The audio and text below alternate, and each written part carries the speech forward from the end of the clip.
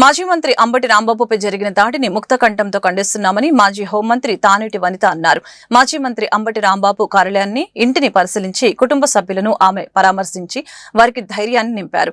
అనంతరం ఆమె మీడియాతో మాట్లాడారు. మెడికల్ కాలేజీలను ప్రైవేటీకరణ గురించి, తిరుపతి లడ్డు ప్రసాదంలో కల్తీ లేదనే విషయం గురించి ప్రజలు మాట్లాడుకోకూడదని, వైఎస్ఆర్ కాంగ్రెస్ పార్టీ నాయకులపై దాడులు చేస్తున్నారని అన్నారు. కూటమి ప్రభుత్వం చేస్తున్న తప్పులను ఎవరైతే చెప్తారో వారిని టార్గెట్ చేసుకుని దాడులకు పాల్పడుతున్నారని మండిపడ్డారు. వైఎస్ఆర్ కాంగ్రెస్ పార్టీ నాయకులకు, కార్యకర్తలకు వైఎస్ఆర్ కాంగ్రెస్ పార్టీ అండగా ఉంటుందని ఈ సందర్భంగా తెలిపారు.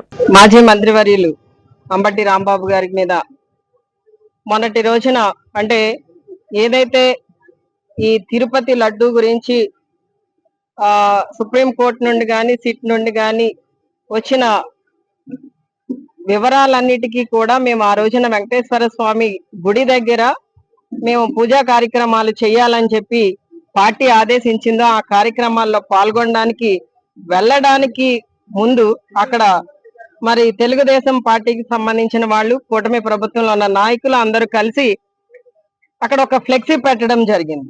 ఆ ఫ్లెక్సీ దగ్గర నుండి ఈ వివాదం స్టార్ట్ అయిందన్న విషయం మీ అందరికీ తెలుసు. అయితే ఈ రోజున మేము ఇక్కడ వచ్చి చూసినప్పుడు ఇక్కడ ఆఫీసు కానీ, ఇల్లు కానీ ధ్వంసమైన విధానం చూసినట్లయితే నిజంగా ఈ రోజున మన రాష్ట్రంలో పోలీస్ వ్యవస్థ అనేది ఉందా లేదా అనేది డౌట్ వచ్చిందండి. ఎందుకు అనంటే మరి పోలీసుల దగ్గరుండి మరి ఎవరైతే దాడి చేస్తున్నారో ఆ టీడీపీ నాయకులు కానివ్వండి, కార్యకర్తలు కానివ్వండి, లేదా స్థానిక శాసనసభ్యురాలు వారి భర్త కానివ్వండి, అలానే వారితో ఉన్న వాళ్ళ అనుచరులు కానివ్వండి, ఇంకా వాళ్ళు అదనంగా తెచ్చుకున్న వేరే వేరే గ్రామాల నుండి రౌడీలు కానివ్వండి, వీళ్ళందరూ కూడా మరి కర్రలతో, రాళ్లతో, మరి పెట్రోల్ బాంబులతో, వీటితో అన్నిటితో ఇక్కడ దాడి చేస్తుంటే మరి మీ పని మీరు కానివ్వండి, మేము తర్వాత రియాక్ట్ అవుతాం అన్నట్టు పోలీసులు ఉన్న తీరును చూస్తుంటే చాలా బాధ కలుగుతుంది.